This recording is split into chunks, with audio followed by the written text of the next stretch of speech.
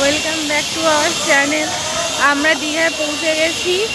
এখন বাজে তোমার 12:30 পৌনে 1টা নাগাদ। আমরা পৌঁছে গেছি সকাল 8:30টার সময় পৌঁছে গেছি।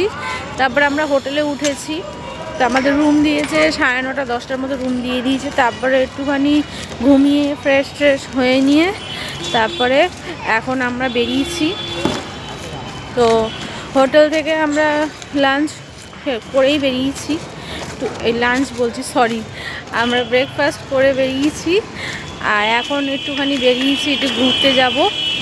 এই সমুদ্রের ধারে একটুখানি টুকটাক ঘুরবো আর আসবো। সেই হচ্ছে আমরা একবার রাতের বেলায় আসবো। আর কী কী করি, কোথায় ঘুরি, কী কী খাই তোমরা দেখতে থাকো।